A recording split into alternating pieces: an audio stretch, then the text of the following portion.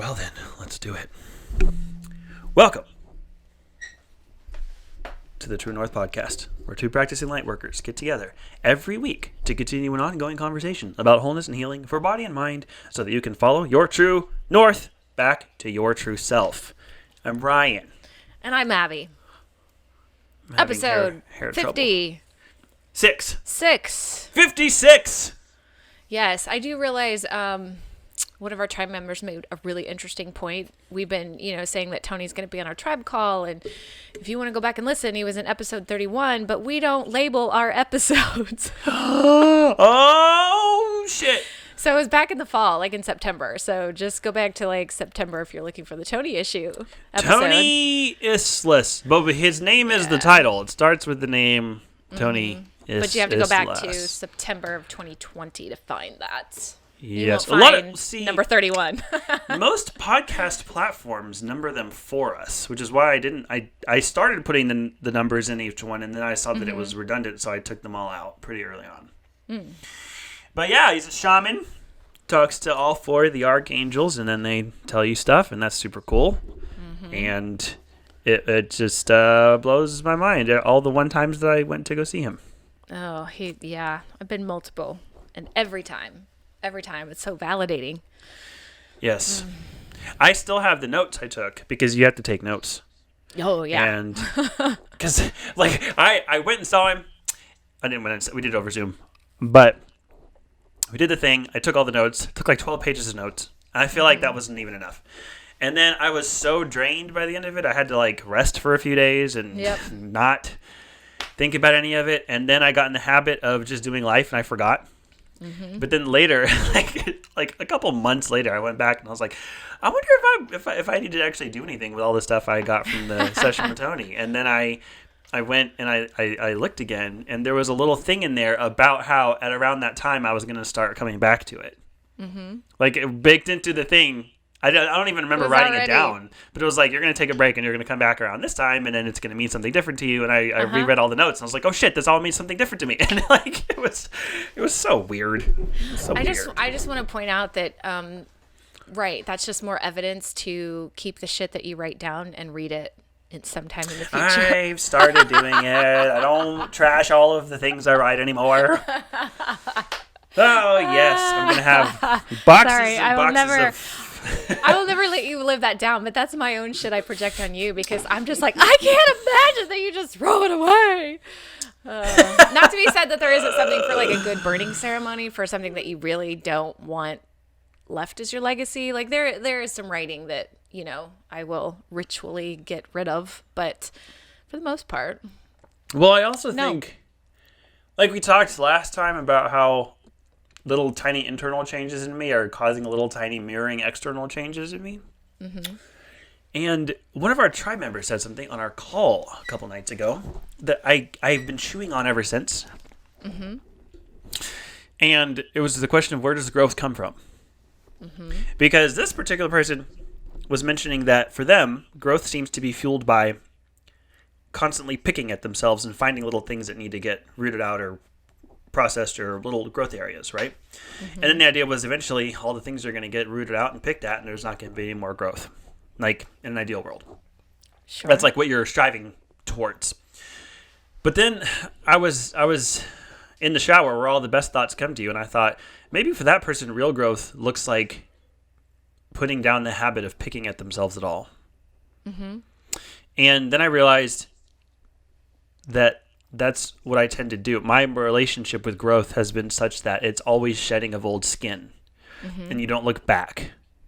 And like even at the beginning of this podcast, when we were talking about Rayron, I was all about moving past Rayron and having Rayron be a poster child for what I shouldn't be and what I should be moving away from, and how it's an indicator that I'm regressing if I'm looking more like Rayron, and moving past. And so when it comes to my art, I would make it and I would immediately destroy it. I would write something down for the act of writing, and then I would delete it. Oh my goodness, it's March 11th, and right now it's 1/11. There are like 5 ones in the corner of my screen. That's neat. So it was always this idea of like, once you've moved past it, discard it completely. And it's gone. It's gone forever. Delete it. Never return. Only look forward. Only move forward. And so I'm not there anymore.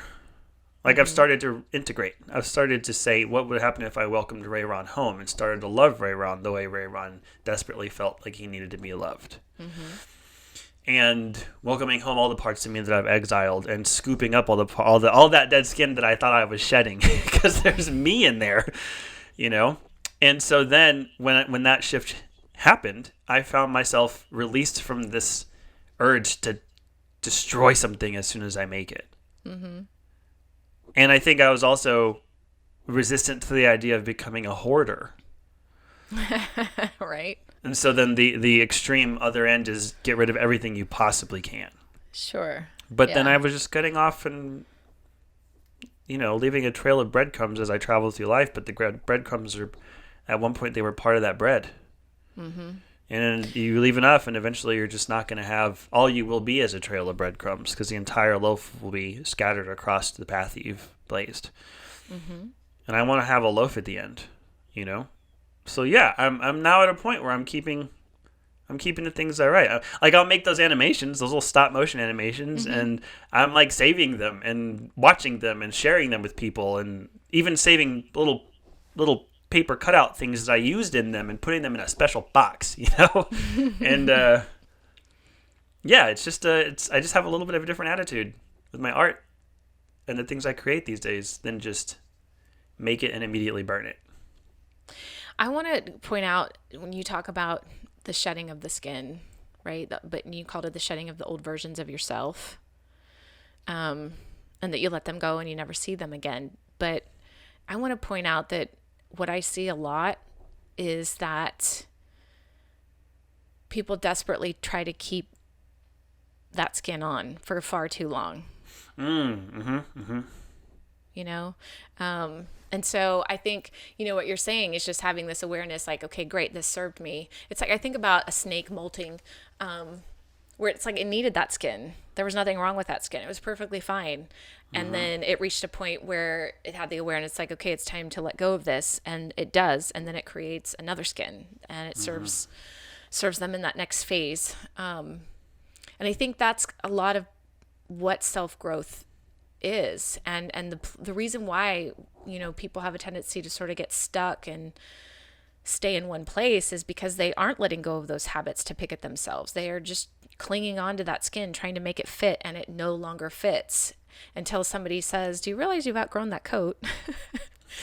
Right. And they're like, oh shit, is that my problem? Like, I love when that happens. I'm like, yeah, if you just take off your coat, like, you'll be a lot happier, Yeah, outgrowing the thing, keeping it on, it starts to suffocate you. Yeah. And then it limits what you could do.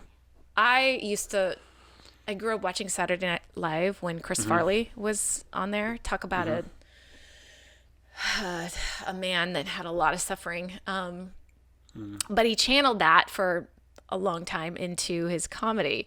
And there's this one of the SNL episodes where he was putting on this suit jacket that was way too small for him. Way too small. I mean, Chris Farley is a big guy. He's a big man. And he'd put on this little coat, the small, like, coat jacket, and it's so small that it kind of, like, he has to pull his shoulder blades back because it doesn't come close together, right? So he's sort of standing with his chest puffed out because his arms are sort of just flailing in the back trying to wear this too small coat. And he's walking around with his arms flapping, and he's like, fat man in a little coat.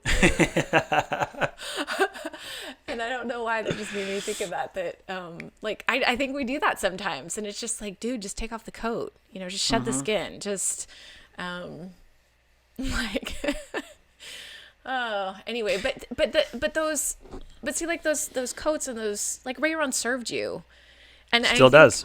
I think, like, we get caught in this negativity bias, like, oh my gosh, I never want to be that person again, and that person did this, and you can loathe that person and find all these reasons not to hate it, but the reason you got to the point where you outgrow him is because of him. Yes. Yeah, well, that's the thing, like, I don't even like to imagine at this point in my life that it's outgrowing. I like to imagine that it's transcending and including. Because what it is about Ray, I tend to take Rayron and make him a package deal. And then I also look back, as you do, on things in your past, and you either romanticize them or you vilify them, and then you forget all the other things that fall outside of that. Rayron made friends with a kid who was significantly younger than he was. And we would walk across the street and go get lunch at this fast food place. And I just was a friend to her. And she wrote in my yearbook that was like the most meaningful thing that she experienced that entire school year, was just one of the quote unquote cool guys ditching all the cool friends to just go hang out with her instead. That came from a good place. That was something that Rayron did, in spite of all the shit talking that I do towards Rayron, you know. And I think what I've started to do is I've started to tease out the thing I don't want to do. The thing about Rayron that I want to leave behind is the insecurity, is the feeling of needing to put on a persona to gain acceptance, the showboating, you know, the looking towards external things for internal validation. But there are also things about Rayron that I really, really would like to cultivate and bring out that were in there. And if I think about why I acted all the ways I acted, there was always some level of self-preservation, which is in some way rooted in self-love. Because I'm looking at things that might hurt me and trying to protect me from things that might hurt me.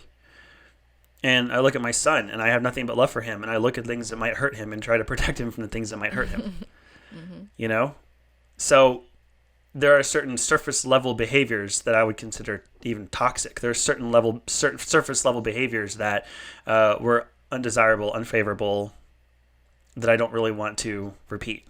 But several layers underneath there are things that I'm happy to carry forward into my life today. You know? And so I was in a place of just wanting to discard the whole Rayron thing. But there's some treasure in there. And if I don't mine for it, I'm never going to be able to benefit from it. I feel like what you've just said is you've accepted, or you are in the process of accepting, Rayron. Yeah. Because, like, did you know those things about him at the time? All the things you don't like about him now? Like, did they serve you at the time?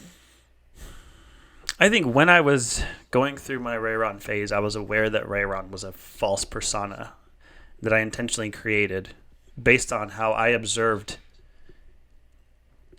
what I thought people had to do to gain favor in my social group. I kind of decoded what those things were and decided that I was going to do those things whether or not they had anything to do with who I actually was. And I was aware of that because it was definitely something I did on purpose. I liked when one of my friends came up with the name Rayron and everybody started calling me that because it helped me pour into this thing and play the part. And I was very aware of that. Yeah, but I think you could argue that it did serve you at that time in your life for whatever reason. We may, you know, now in hindsight, like you can say, well, no, it didn't. It did this, it did that, it did that. But if you go back to that moment, not knowing what you know now, you still had the awareness, but you were still doing it because in some way it was meeting a need. It was keeping you safe. It served you. It was the best I had. I'll give them that. Like exactly. I didn't have any other tools that I have now. I didn't have the awareness that I have now. I didn't have an alternative course of it. I didn't have access to a more healthy way of navigating that. And so I couldn't have expected any more of myself at that time than what I did. But this is the side, like, how often do we beat ourselves up for versions of ourselves that we now know better, right? But yet, like, that just causes us to put this expectation on ourselves that we should have been that way back then, when that's not true at all. So we sit in the suffering of what we should have been back then instead of just being present, accepting that person, accepting that person got us to this moment that we're in now, and then showing up with who we are today, right? Meeting ourselves where we are and saying, I'm sure in 10 or 20 years down the road, I'm going to be looking at this time right now and thinking, oh, geez, you could have done that better, you know? Right. And I think that's what it is. Like we talk about forgiving ourselves a lot. And I think it was Lily Tomlin. For some reason, I wanted to say it was Brene Brown, but she's also entered the echelon where like anything that makes sense is going to be attributed to her. It was Lily. I think it was Lily Tomlin who said, "Forgiveness means giving up all hope of a better past." Yes. And absolutely. I think I had to forgive Ray Ron. Say that again. Read that again. Forgiveness means giving up all hope for a better past. Yes, because I feel like when we're suffering, and what I mean by suffering is we're sitting in that mentality of, oh, I didn't like that person. I should have been this person. It's like you're trying to control something that's not controllable, right? And the forgiving is that letting go. It's that acceptance. It's recognizing that it was what it was, and yes. Forgiveness means giving up on the idea. I'm actually looking it up, and it's I can't even find it. It's not. I'll find who actually said that originally and put it in the show notes. But that's where a lot of my judgment of Ray Ron comes from. I now who know better judge Ray Ron for not having known better, but he was a rung on the ladder towards me learning better. Right, and so I think I can't judge him according to what I know now. Yes, and that's the point I want to make is I like. Not just you. I'm not implying you, but just in general that we spend a lot of time in what ifs instead of gratitude. Like just thank you. You did do the best you could at the time. That's what you knew. That's what you had available to you. And thank you because now I'm here instead of wishing back in the past of, oh, I wish I could have done that. Like that's what I'm trying to get at. But that's not our standard way of operating, right? Because of that lovely lizard brain, but it's I just want that awareness out there, I guess is what I'm trying to say. Because if I think about, there's many times in my life where, I go back to my childhood and I think of all the times that I probably could have said something about the abuse that was taking place, but I wasn't brave enough. Mm-hmm. And the way that it affects me is that it affects my brother, which I look back on it now and I think you could have done more to help him. You could have saved him. You could have XYZ, right? Fill in the blank. And I spent a long time just with this guilt of like, I mean, you could have been brave. Mm-hmm. You could have said something. But, and then I moved into my 20s and I just was angry, a horribly angry person. And just the world was out to get me. I had a ton of self-pity. Why is this happening to me? And just not so fun to be around. And just talking to people, like it's interesting to get my best friend's perspective because we've been friends for about 20 years. And so she knew me during that period and how dark it was. And this is what this is what she says when we talk about it. She said, I just knew that when you were playing Smashing Pumpkins, I should not be anywhere near your space. And you played Smashing Pumpkins a lot. Oh my God. That's what best friends are for. Yeah. That's amazing. Yes, exactly. But then I'm just like, oh my God, I made you feel that way though. Like I obviously probably snapped at her. I was bitter or some way that just was like, whoa, like, but then her being a friend and meeting me where I was, it's like, okay, Abby needs her space. She's doing her anger thing. Like let her get it out and she'll come back. And it's, I got to a point where it's like I kept dwelling on the things that I could have done. And that's, you talk about forgiveness, and I did have to reach a point where I had to just forgive myself. Mm-hmm. And that was incredibly difficult. Even forgiving myself was a lot harder than forgiving the abuser, forgetting the person that sexually assaulted me. Like forgiving myself first was much harder. And, but just when I think about all of these past versions of ourselves, like the sad part of all of this is like that's what we're here to do. Like our whole point is to shed our skin. And I guess that's why I kind of like using that, because what did you say about Ray Ron? It's like you're no longer outgrowing it. It's just that what did you say? Like you transcend it. And include. And I got that from Kathy Kasani Adams. Transcend And include. Because, and I feel like you're acknowledging it and it still has power in a way, because like for me, I'm no longer the victim. I'm now the hero in those stories. I use those stories as like my superpowers. Those are my tools. That's what helps me. That's what makes me so fucking effective, I think, when I come to being a coach. And I honestly sit in this place of knowing that if I didn't have those experiences, I wouldn't have the same kind of empathy. I wouldn't kind of have the same level of understanding, the same level of trust. Right. And so, and not that you can't be an effective coach without that. That's just my experience. That I feel I'm better because of that. And so, it's just kind of crazy when you strip away the conditioning that we have to beat up on this past version of ourselves because we're in some way better today than we were. I think we're all just as good as we can be in the moment that we're in. And the point is more about going back to practice. It's just more about the journey. Right. One of the things I learned every single time I would go into any type of relationship counseling session is one of the core tenets of making it work is assuming that the other person is doing the best they can. Yes. And a lot of things that make things not work is when you assume that they're not, right? And so then that's what love looks like. So do that to yourself. Yeah. Assume that version of you is doing the best that they could. But just why operate don't we? from that assumption. I don't know, because it comes back to like, okay, then you say the thing. Why are we mean to ourselves, Abby? I find myself so often telling people, be nice to yourself.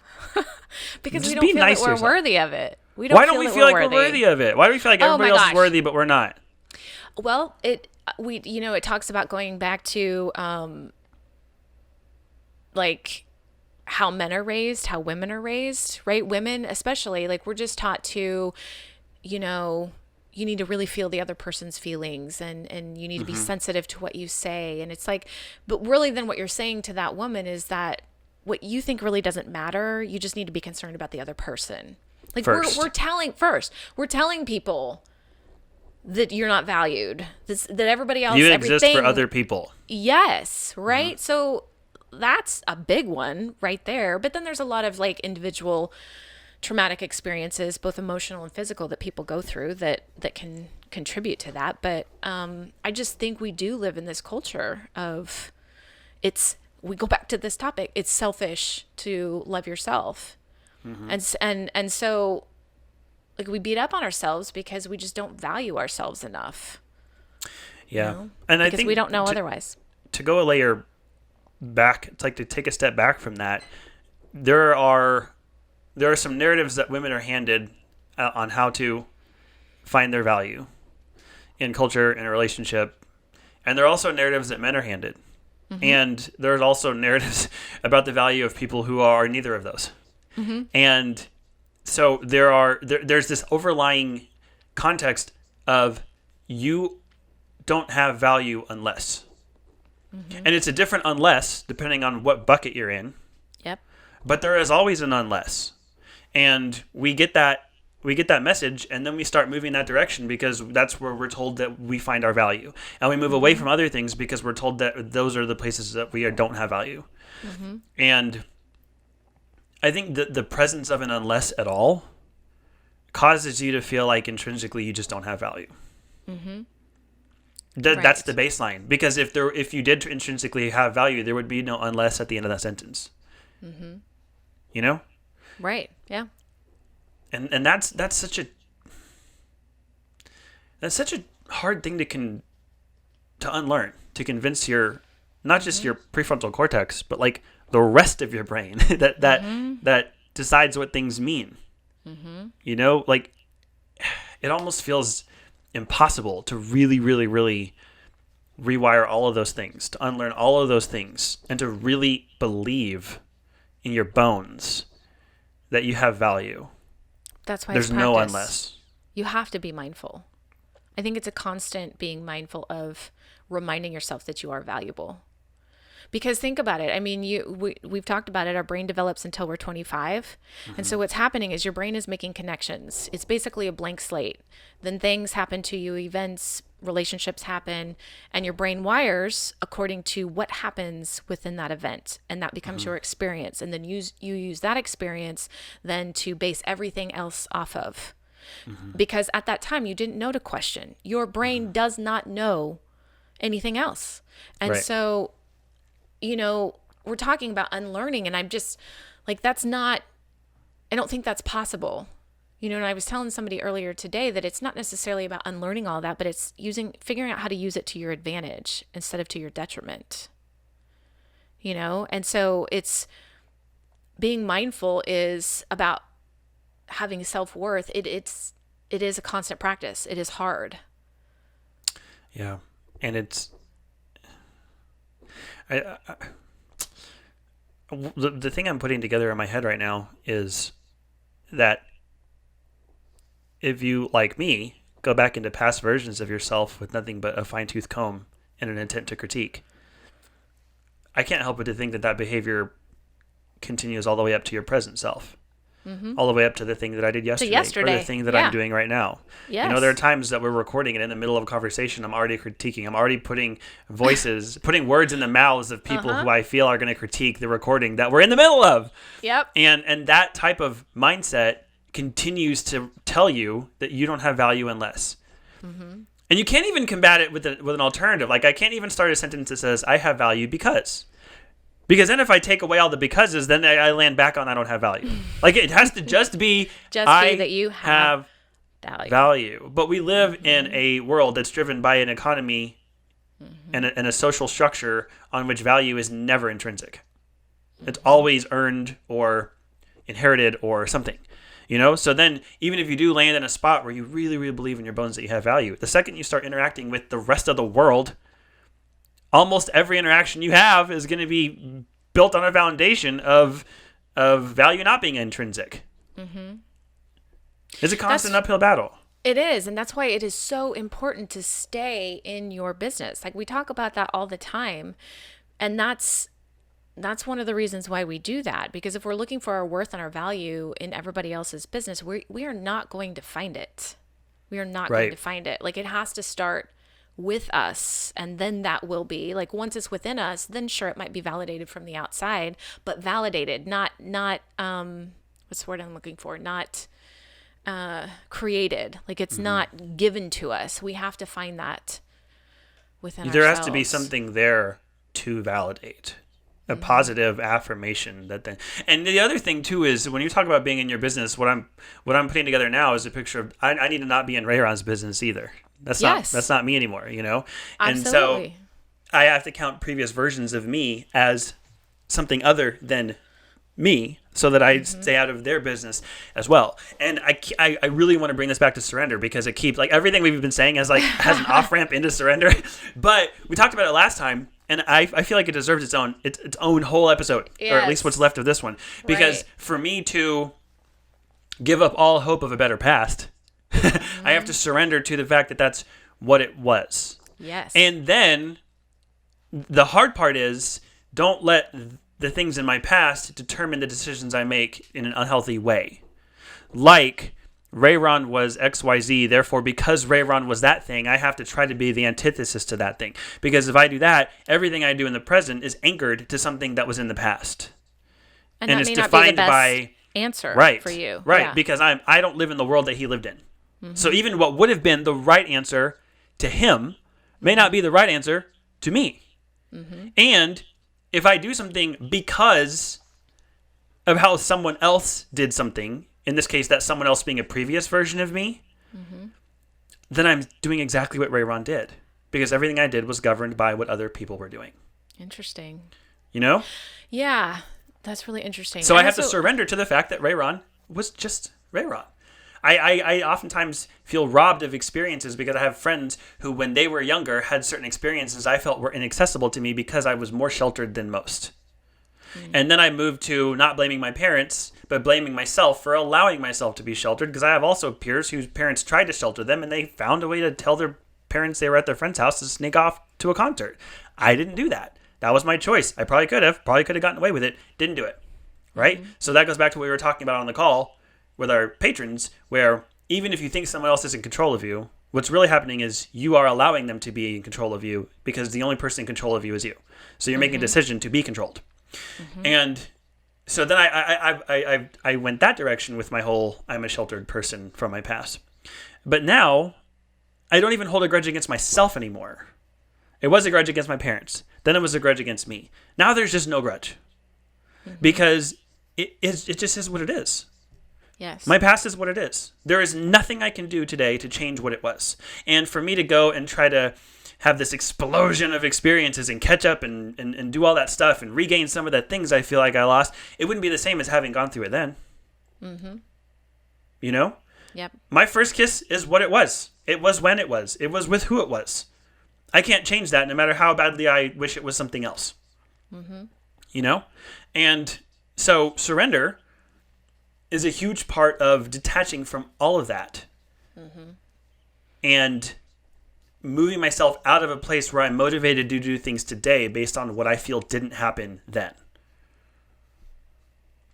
And that's where you find forgiveness. That's where you find compassion for your previous self. That's where you find freedom. Because now I really, really, really do get to choose what I do now and the future that I build. And before, when I was in the past, I wasn't really choosing. I was letting the past choose for me. When I was trying to move away from Rayron, I was letting Rayron dictate my decisions. And that's not growth. It felt like growth. Right. But it wasn't. It was history repeating itself with it was the same song, different verse. It's just your first attempt in learning. Yes, and surrender is the thing that really does help you detach from things that you can't change, you can't control, and it gives you freedom to actually be the thing that decides what you do here and now. Yes, and I want to talk about surrender, but I also, before we get there, before we really unpack that, I want to make a distinction about something that I think is really important to take away from what we just talked about. Yes. There's a difference in self-worth and confidence, because confidence is sort of a putting on of airs. Confidence is Rayron. You could probably argue that Rayron was confident, but that doesn't mean that he felt worthy. Didn't mean that you had self-worth. They are very different. Self-worth doesn't mean, showing up and you're outspoken and you just say what you think, and right, like there is a very big difference. So when we're asking people to be mindful of their own worthiness, it's not all of a sudden you need to be confident and you're going to start feeling more self-worth. That is not, and we can talk about that another day. I just, you'd mentioned something. Because I have thoughts about that. I'm going to write it down right now. Because I do want to talk about surrender, but I need to point that out, that confidence and self-worth are very different. So back to surrender. So yes, I mean, surrender does get kind of a bad vibe because everybody thinks it literally is just giving up. And it's not a lack of control. It's not being controlled by somebody else. It's just a shifting of what you control. Yes. So I want to make a distinction that I also made on our call. This last call was great. It was. People were blowing each other's minds left and right. People were writing stuff down and going, a lot. It was so great. But so a distinction was made here. And I'm gonna tell my own story and map it onto this distinction. My dad died of cancer. When he had cancer, we were worried that he was going to die of cancer. And that was just that's usually when someone has cancer and everyone else gets afraid, that's what they're afraid of. They're afraid that the person is going to die. And so if during his cancer treatment, someone told me, surrender to the cancer, right, what I would have heard is, surrender to the outcome you're afraid of. Yes. Stop trying to save him. Stop trying to make him live longer. Stop worrying about his dietary choices and the medicine. Just make sure he's comfortable and not in pain, and let him go in peace without worrying, and just let him die. Is what I would have heard if someone would say surrender. Yep. That is not what we are meaning when we say surrender. Yes, correct. It's not surrender to an outcome that you don't know is going to happen. It's just like we're talking about surrender to the past. We're also not really even talking about surrender to a future. So, exactly. And what are we talking about in contrast to that when we say surrender? When we say surrender, we're just you're, as I said, shifting back that control to what you can control, right? Which isn't this future outcome, which isn't something in the past that you can't change. It's literally what can you do here and now in this very moment.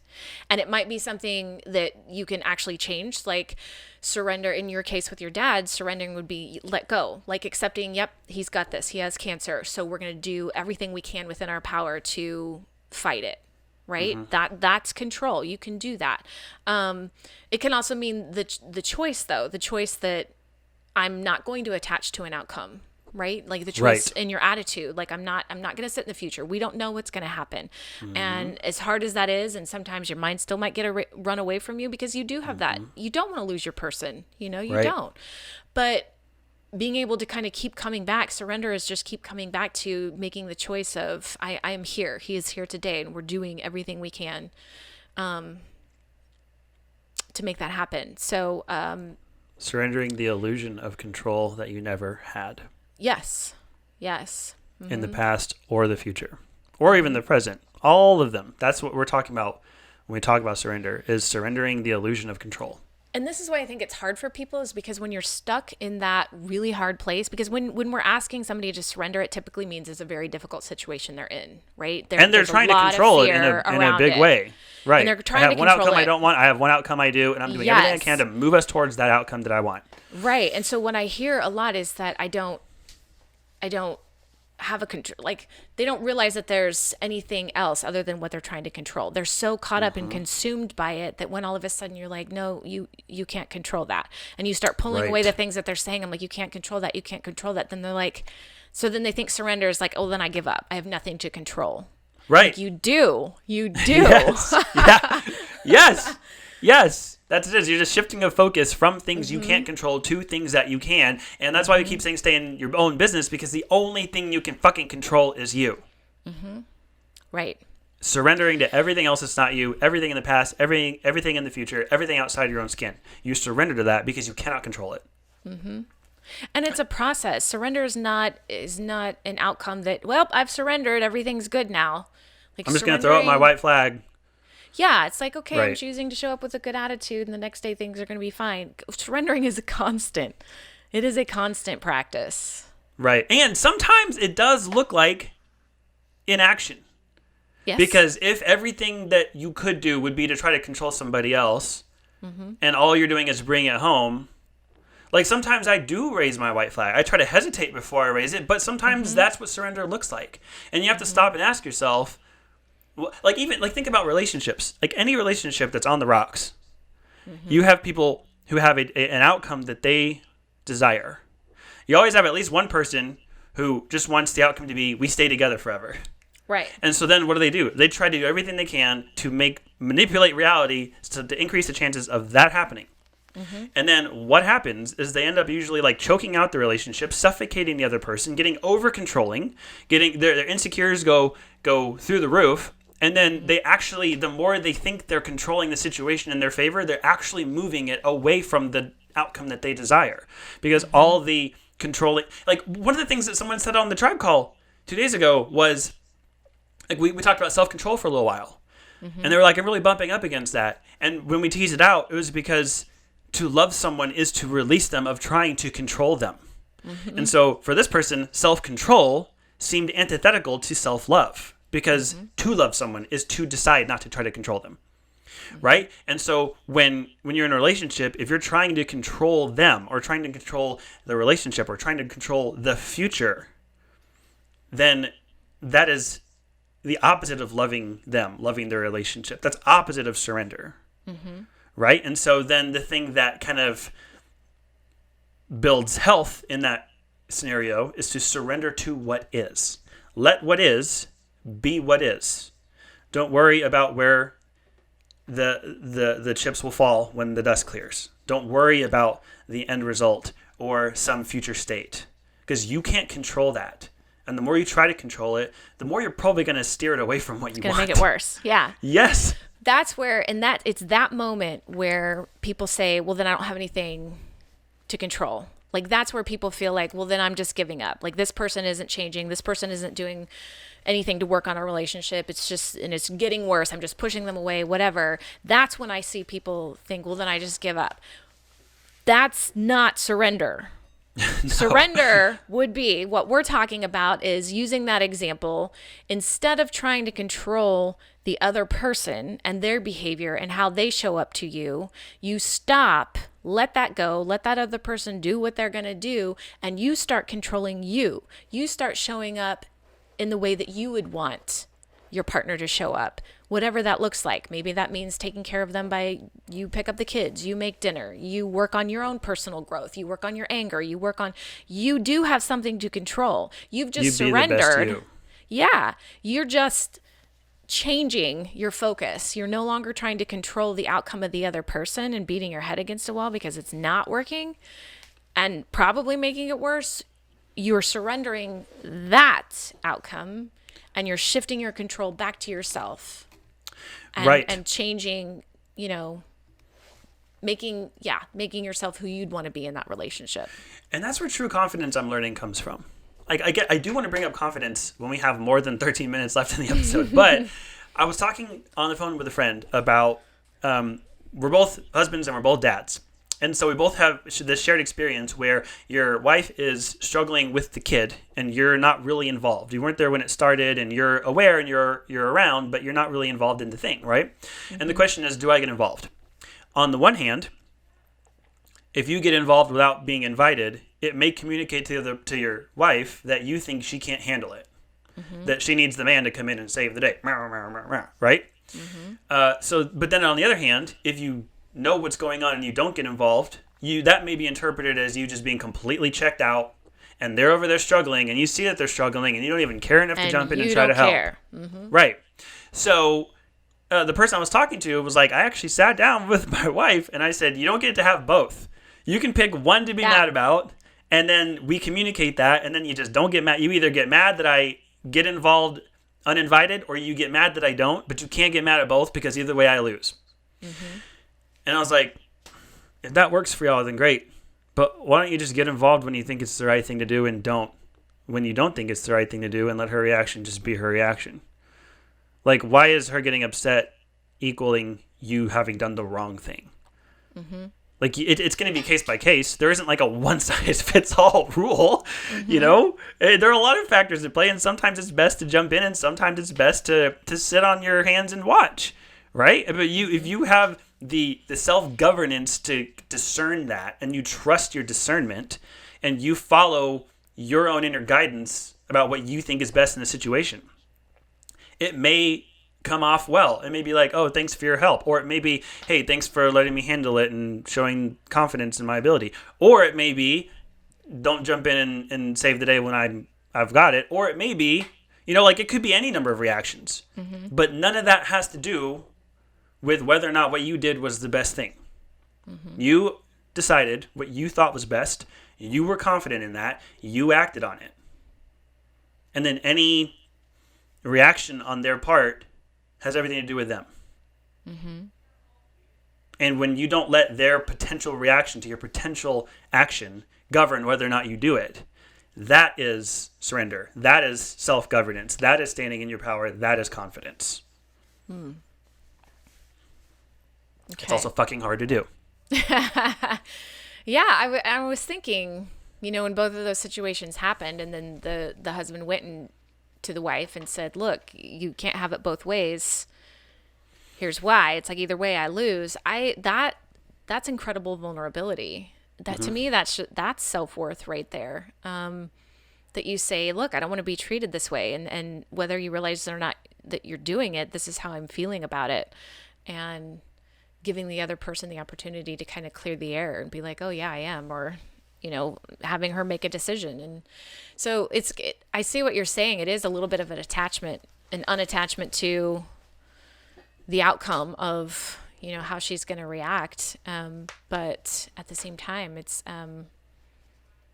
like it happens. And because you are in an intimate relationship, it does, like, I can certainly argue that it's probably necessary to be in the business of your partner a little bit more when you're married, and especially when you have kids, right? Because you want them to be the best versions of themselves for your marriage and for your kids. But I I had a whole thought to that, but I've so Well, lost it. it's good to have those lines of communication. And again, Yeah. if that's what works for them and they have that agreement, then fine. I'm not here to tell anybody how to do their relationship. I think, and this also may be read as saying, like, you don't have to be considerate of how they react. Just do what you want. But as we were saying before, incorporated in your decision about whether or not to jump in Yes. is being considerate of who and where they are and what's going on. Yes. Like, you must be considerate of the mother and the child in your decision about whether or not the father jumps in and helps. But then the surrender is, like, if the whole idea of, like, either way I lose, to me that's a fundamentally flawed paradigm. Mm-hmm. Because whether or not you quote unquote win or lose is completely determined by how they react. Mm-hmm. They might react badly to you doing the best thing you can. They might react badly to you doing the worst thing you can. Mm-hmm. So if you judge their reaction, if you judge your actions based on their reactions, in either of those scenarios, you will believe that you did the worst thing you could. Mm-hmm. So you must first be confident in the fact that you're operating the best you can. And in that scenario, their feedback is taken under advisement, but it's not a determiner about whether or not you did your best, because you've already decided that before you did it. Mm-hmm. And part of you deciding that was taking their experience into consideration and their desires and who they are and who you know them to be and who they've revealed themselves to be and how they operate and how you operate and what your dynamic is and what your agreements are. All that, because if you don't incorporate that, then you're not at your best. You can't make that decision. So assuming you do all that and you make your decision and you stick to it, you're surrendering. You're surrendering from them having control over how you feel about your actions. Yes, right. And that's It's also still where staying confidence within what comes you from. can control. Yeah. It's in your business. Well, confidence is, and I think you're kind of delineating between confidence and arrogance. Yes, very Right. much so. Because confidence is not a negative thing either. You're right. Never. Yeah. And sometimes you can be confident and arrogant. It's not either or. True. They True. can both be present sometimes. Very true. So I don't like people say, is this confidence or arrogance? Well, it might be both. Yeah, But a lot of times, yeah. the husband will step in to cover over the husband's insecurity. The husband doesn't want to be seen as lazy or a bum. The husband doesn't want to be seen, or maybe the husband doesn't want to be seen as Mr. Savior Man. The husband is acting based on what type of insecurities or fears the husband has. The husband does what he wants based on how he thinks the wife will react, based on how she's reacted to similar things in the past, as though she will always forever be the same person. Mm-hmm. All of those things, regardless of what it is, are not the best, even if the wife reacts positively. Mm-hmm. It still could have been better, because you still based your action on how you thought they would react. Mm-hmm. The husband doesn't do X, Y, or Z because then she won't have sex with him that night. Right? It's all, I can't do this because she. I have to do this because she. If that's your line of reasoning, then knock it off. Because that's also not surrender. Right. Right. I must have some relationship issues because I just took it there and have been railing on it. I'm soapboxing pretty hard right now. I'm just going to own that. So, yeah. So then surrender, I also want to talk to a little bit about, like what happens when we don't surrender. Right. Right. Yes. Like, because it creates like this desperate energy, you know, when you're trying to control Expectations. something that you can't control, but you keep trying. It's just like, oh, it just sort of, and the best, okay. So I have an example of this. Last spring break, we took a trip out to West Texas, out to Palo Duro Canyon, and we met my sister and her family there. So it was my wife, my son, and I, and then we met them. And we were just thinking of fun things to do for the weekend, and we went on this Jeep tour. And if like Palo Duro Canyon is incredible. It's like you're out in West Texas and it's just plains, nothing out there, cotton fields. And then all of a sudden there's this huge canyon. It's just gorgeous and it drops off and there's all these cliffs and everything. So our Jeep tour was basically like kind of going over the cliff of the canyon and kind of driving down in and then coming back up. So it's a bit of like an adrenaline rush. My wife is petrified of heights, like just cannot stand them. And so the entire time, like she was excited, she was willing to go. Like I thought, oh, she's not going to go on this. Like it's that, her fear is that real. But she's like a trooper and had a good attitude. And she's like, I'm going to go. I want to try it and be with the family. It can't be that bad. it was that bad and worse. Like there were moments even where I'm a rock climber, not afraid of heights. Heights don't bother me. And there were a couple moments where I'm like, yeah, this Jeep could probably fall off right now. Like just, so the whole time she is tense. Her whole body is stiff and rigid. And just like, you could just see it in her eyes. Like her whole fight or flight was, because she's in this fear of just, we're going to fall off the cliff. And so the Jeep would hit, and it was these old like army Jeeps. So they had like no shocks, no suspension. So it would hit a rock because we're not on a road, and it would just jar your body, right? Because it would just, there was no give with the Jeep. And so for me, I'm just kind of like going with it. So the whole time I'm just like choosing to be a ragdoll with my body, right? Because I'm like, I'm just going to go and be loose. And when we hit a bump, it'll just flow. And then she didn't, because she's so rigid and wouldn't just let go in the experience. She stayed tight. So every time like the Jeep hit the rock, she felt that like the impact on her was so much greater. And like you could see her body just like responding every time we hit because she was so rigid already.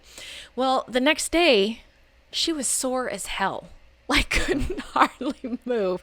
Her body ached like she'd just gone through this horribly physical trauma. And she did. She did. Yeah. She did. And that's like, to me, that is such a perfect metaphor for what not surrendering does to you. Like when you won't surrender, when she wouldn't let go in that moment and just let her body relax and let the experience be what it is. And yes, we're going to hit rocks, and yes, we're, going to catch our breath sometimes, but just be in it and just be there.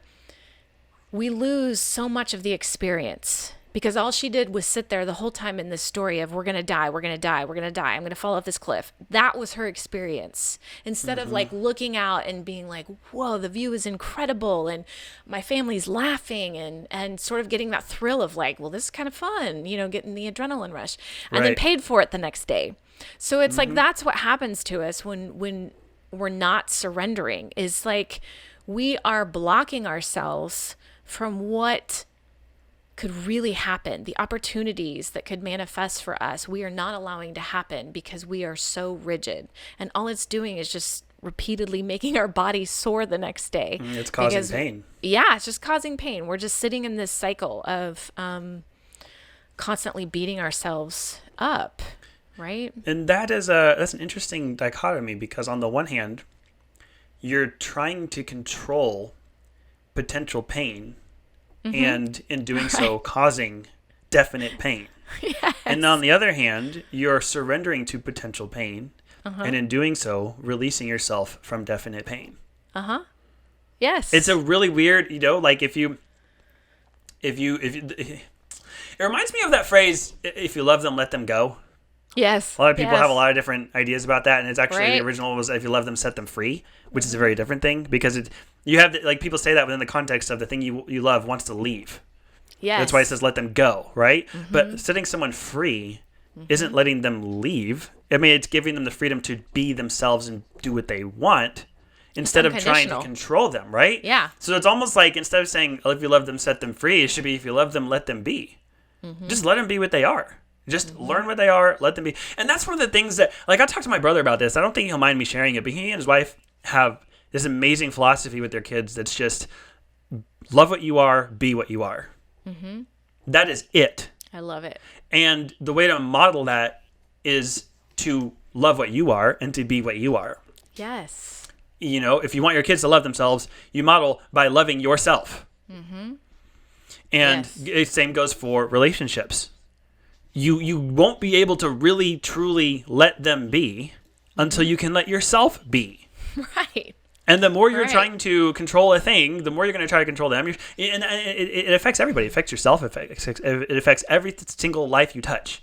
And so then the place to practice letting be the ones that you love is to start by letting yourself be, because that is self-love.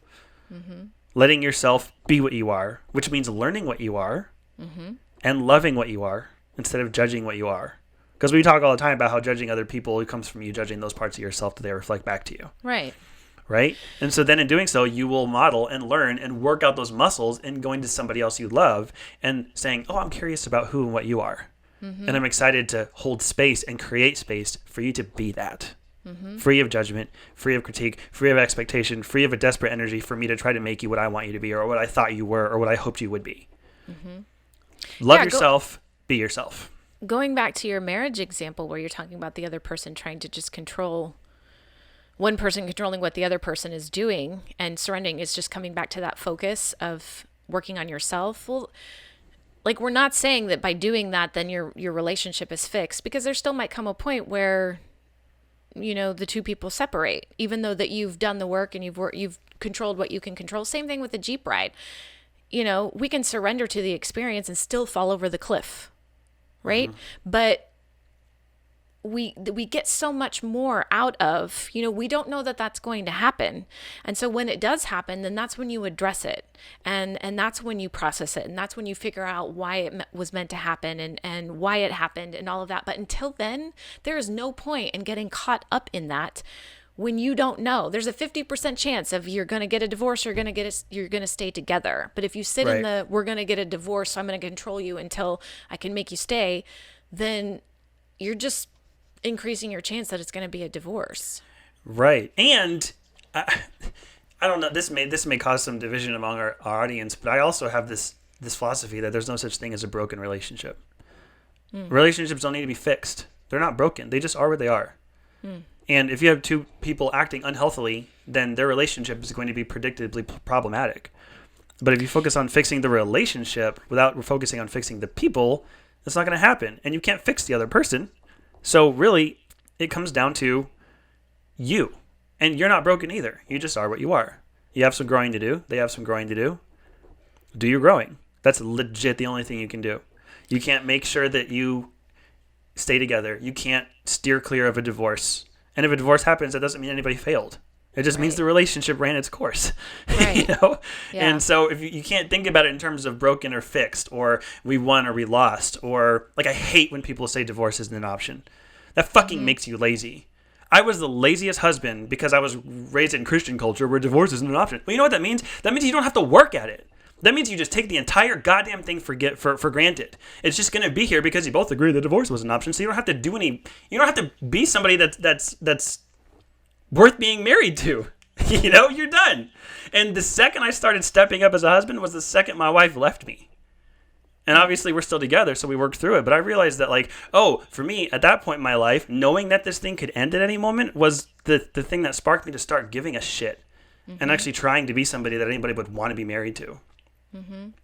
And so putting divorce back on the table is what kicked me into gear and actually trying to figure out how to actively be a husband instead of it just being another word I used to describe myself because there's a piece of paper that the state gave me that says I'm one. You know? And so again, I don't want to come off as judgy for when people like there are a lot of relationships that have lasted, you know, the better part of a century because divorce wasn't an option. They worked through it and they're really strong for it. So like if that works for you, again, that's fine. And you may not be someone who needs the motivation that I needed. But for me, the potential to fail is almost always the one thing that'll drive me to even try to win. I agree with you that I think relationships are not necessarily broken. It's the people within them that may be broken in that moment. Right. Well, again, I don't even like thinking of yourself as broken because that's even a judgmental... That's true. I'm going to take those words back because I agree. You are exactly where you are for a reason. You're right where you're supposed to be. But that may mean that somebody's a little further along in their journey than the other person. The other person may be stuck or stagnant. And then you get into talking about codependency. And if you rely on the other person to be a certain way and then they've changed, like that's sort of where things start to go awry. But if you really start trying to be your best and you start really, really like honing in on what it looks like to do your growth and do your learning and continue on your own growth trajectory, and they still leave you anyway, you can't count that a failure. Right. You can't. And you can't count it a success if they decide to stay. Right, because it is just what it is. It is just what it is, and you are what you are. And if you look back at how many times do people date and then they break up, and they look back 10 years later at all the growth that they did during that relationship, all the lessons they learned about themselves, about relationship, about how people are, and you can look back at other relationships that have also ended as a positive thing, because look at all the growth that happened. And it ran its course, and we were two different people, and and so the same thing happens with marriage. It's all part of it. It's all part of your journey. You can't. And I even earlier I said, like, the potential to win, the potential to lose makes me try hard to win, right? But that's because at that point in time it was a win-lose thing. If we stayed together, I won, and if we got divorced, I lost. And I'm not in that place anymore. And you have to. All you have is today, and all you can control is yourself. That's really the big message of the whole thing. Is if you find yourself trying to move towards an outcome, knock it off. If you find yourself trying to control another person, knock it off. If you find yourself trying to be a different person because of what other people may do or how they might react, knock it off. Investigate who you are, and learn to love that person for who they are, and learn to be that person regardless of the effect it has on other people. And grow out of. This is one thing I will say we need to grow out of. This is a skin that we need to work to shed, is letting the potential reactions of other people govern our actions. And you have to consider them. You have to it has to be love, right? If you're acting in love, and you're acting in not only what you think is the highest good of yourself, but the highest good of everybody else around you, the highest good of everyone whom your actions affect. When you're taking all those things into account, one thing that you then free yourself from having to take into account is how other people might react. That's exactly what I was trying to say. I knew all you four were gonna parts. say. I know. That's, you hear all those pauses. I was like, oh, I'm saying whatever. Full circle. I spent 4 episodes pushing back against the thing, and I just Full said circle. Because you get it now. You got it. You got it. Yeah. Yes. On that note, what are you grateful for?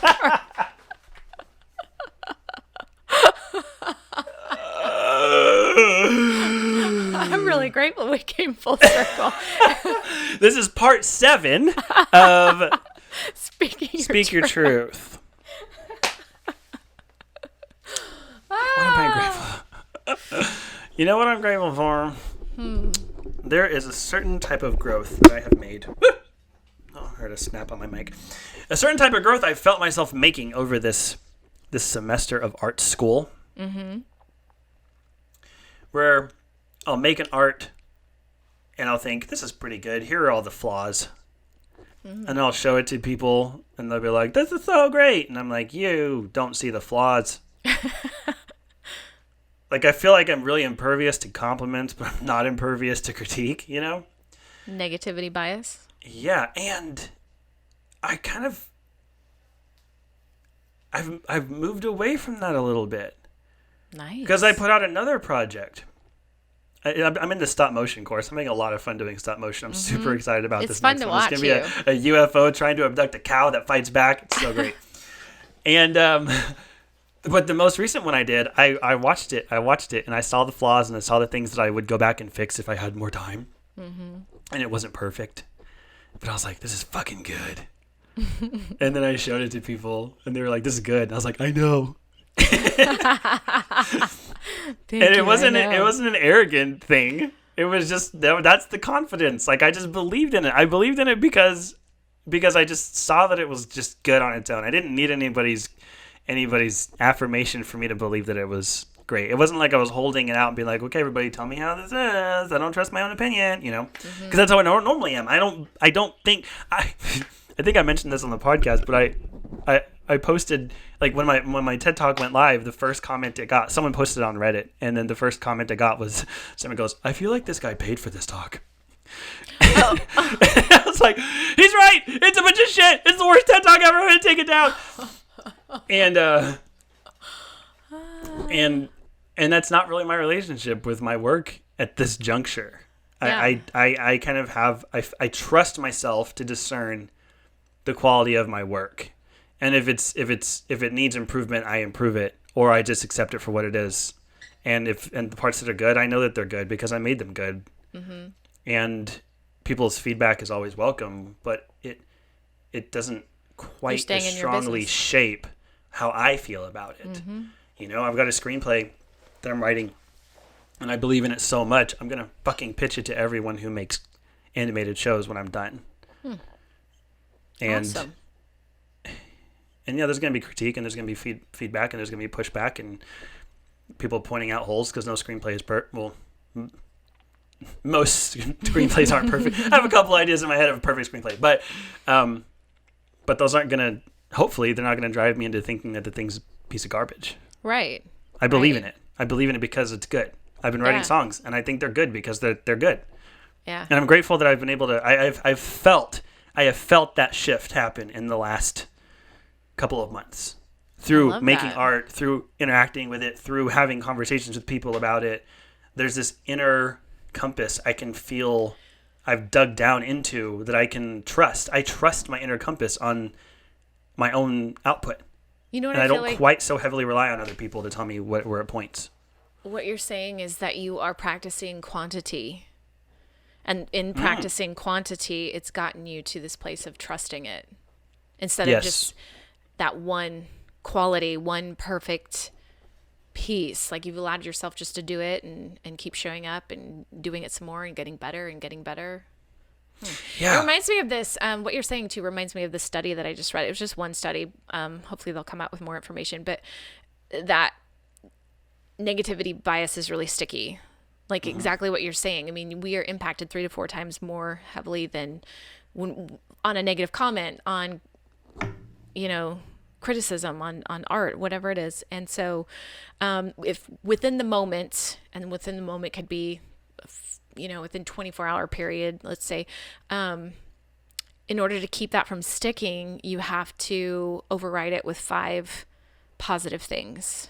And so, like, if you start telling yourself that story in your head, basically come up with 5 pieces of evidence to prove it wrong, right? Yeah. Which it sounds like you're just naturally doing anyway.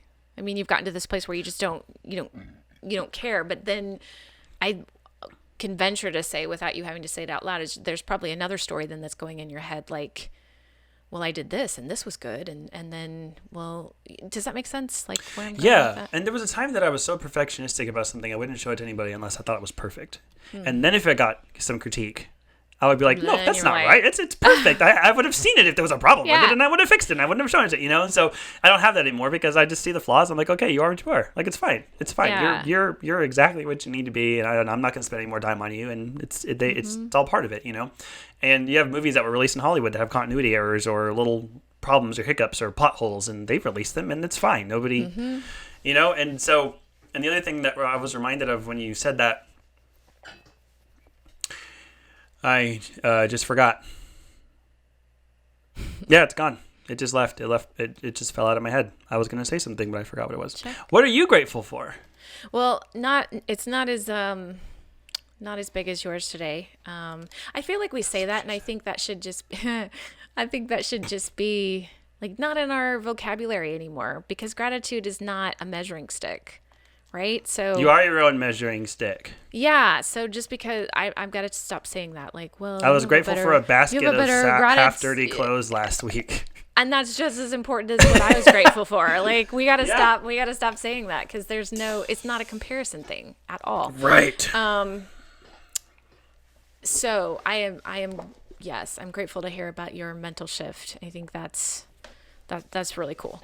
I am grateful today for my grocery delivery company that I use, because on so many levels, like at first I felt like, oh, this is so indulgent and I feel really guilty. Like, just go to the grocery store, you know, and I didn't do it until, COVID hit. And in all honesty, it started because it was like spite. I started ordering groceries out of spite. I'm like, fuck you. I'm not going to wear a mask. I'm just going to order my groceries online. Like, doesn't matter that the person buying them has to wear the mask. You know, like that's not my problem. That's how it started out. But now it's become this thing where I just feel Like, number one, I have never enjoyed grocery shopping ever. Like, I used to dread it. And so now just to go online and like all my favorites are already saved. And, other than the few extras we're buying here and there, it's so easy.